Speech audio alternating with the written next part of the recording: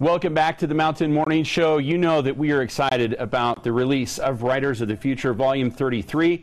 I'm very happy to have Dustin Steinacker. He is the local author who managed to find himself, and it wasn't hard, with his great story in this volume, and we're super excited for him. Congratulations. Oh, thank you so much. Yeah, well done. A great win for you to get involved in such a tremendous for sure, one. Yeah, this is a great volume to be in. The writers that you were among are quite impressive. Yeah, it's just such an incredible group. I got to go and meet them in our 2-week workshop in Hollywood, and I couldn't be happier with this group of people. Yeah, and you're real excited about this release because Volume 32 and 31 both made the New York Times bestseller. We're expecting that to happen with Volume 33. Yeah, and we're hoping. If that happens, your first time being published will be as a New York Times bestseller. Yeah, that's a fortunate circumstance for me. This has all been such a rush. Yeah, we've been lucky from Utah. There's been, I believe, a winner almost every year for the last several anyway. Big writing community here. Exactly. Yeah. Talk about that. Where does we know that you're inspired by some of our Utah authors who not only have been in these books, but have also been judges. Orson Scott Card comes to mind. You know, in addition, gosh, there's so many. Yeah. I mean, talk about that for a minute. Yeah, well, actually, one of my earliest writing experiences as far as this career goes was getting in Brandon Sanderson's workshopping class. So this is kind of a small room. He can give you feedback on your writing. Yeah. And had the opportunity to have him as kind of an early, academic mentor, Professor Sanderson. Right. And I mean, there's not a bigger name right now, I think, than Brandon. Everybody buys his books, even if they don't buy many books. Indeed. Well, you think about some of these, as you said, these professors that have come through. Yeah. First as authors, then professors teaching these same skills. Sanderson, absolutely the top, but you know there are others, and it's that have been right here in Utah, and so I guess we shouldn't be surprised to see a Utah author making it here. It is. It's judged anonymously, but Dave Farland is actually, or you know, Dave Wolverton, pen name Dave Farland for fantasy. He's actually one of the people who manages the workshop, and he was there with us pretty much the whole week. And also a former professor at BYU. Yeah, professor actually Brandon's class before Brandon taught it. Yeah, we're I think on the third generation. Yeah, it's going on. It's really pretty cool. Talk about your story. It's Envoy in the Ice. Yeah. This is my favorite. Anytime we're talking about space, I'm excited.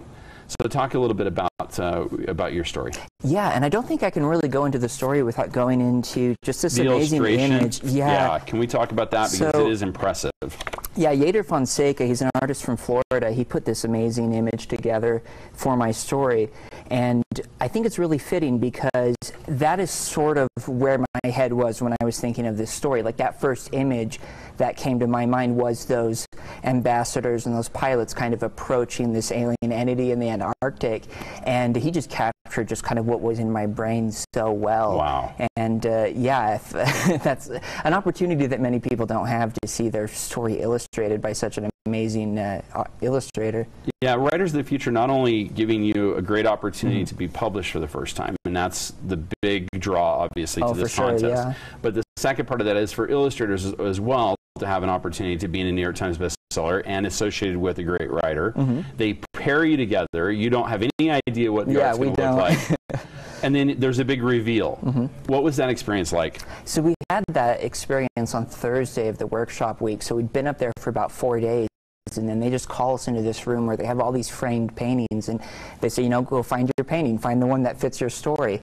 Oh, really? And they were already uncovered? They were already uncovered. So I went into the room, and immediately I knew Yader's art, and just such an amazing experience to see that. And the other art was fantastic, too. I don't think they could have done a better job of picking those people, matching them to the story. It's just a fantastic group of illustrators. Yeah, I became fascinated with the illustrators this year. I found it difficult even to find time for the writers. I was so enamored with the artwork, because this year, I mean, goodness, you know, for the judges for artwork, I mean, you had Larry Elmore. Oh, for sure. Who actually did the cover here. Did the cover, and was, of course, also most well known for his work with Dungeons and Dragons. I was blown away by not just the talent in the room, but the talent teaching. I'm like, are you kidding me? For sure, yeah. What an amazing opportunity for them as well. Yeah, I don't think anybody who's, they call it an amateur writing contest, but I think all that means is you haven't had a professional sale. But to be able, just out of nowhere, to just be in this room with such amazing people and have names that you've heard and that you've read their stories coming in and talking to you for an hour, and just like, it's such an amazing experience. And I mean, I know that somebody said, don't get used to this because they'll never treat you this good again. And I think that was Kevin J. Anderson. And right. He knows. We'll see. Yeah. He gets treated pretty well. He's of course written so many Star Wars books that it's hard to imagine, and has been responsible in most cases for deciding who is going to be writing the Star Wars pieces for movie production, which is amazing. I can't even imagine having that kind of responsibility.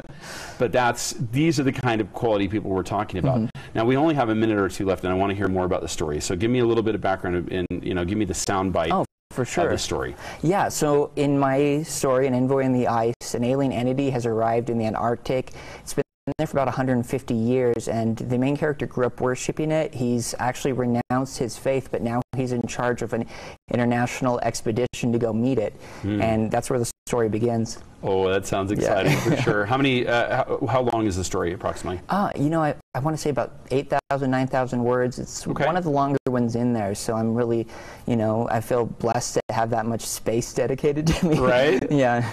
Pretty exciting. Now, you're going to get some space dedicated to you also at the Barnes & Noble this weekend. Let's talk about that. Yeah, I'm doing a signing at the Jordan Landing Barnes & Noble from 1 to 4. This is actually my first private signing outside of the whole media tour for this book release. So yeah, it's going to be a lot of fun. I'm bringing some stuff to show everybody, and hopefully, see some people there. Well, it's going to be exciting. This is at the Barnes & Noble. Again, it's at Jordan Landing. Jordan Landing. On Saturday. A great opportunity not only to meet one of the authors, but to check out the book and all of the other great, not only illustrations, but the other great writing. And you can speak to some of that because you've met all of them. Yep. Which is pretty great. And I've got a book right here that's signed by all of them as well. Signed by all the illustrators, all the authors. This is really exciting because we're giving this one away. So we want you to stay tuned here on the Mountain Morning Show. We'll tell you how you can do it, but I'm going to give you a little hint right now. You're going to want to remember the illustrator's name. I'll give you a hint. It rhymes with Vader, right? I want to thank you so very much for coming and sharing. This has been it's been a fun experience for me too. The legacy of L. Ron Hubbard, a terrific author in his own right, giving you guys such a great opportunity to take your game of writing to the next level and be published. It's pretty spectacular. Yeah, there's nothing like this contest in the world. What do you say to somebody who's thinking, I want to be a writer? Oh, they should for sure enter this contest. Like, it's the best way to get there. Yeah, there's no, of course, there's no fee. There's no reason not to do it.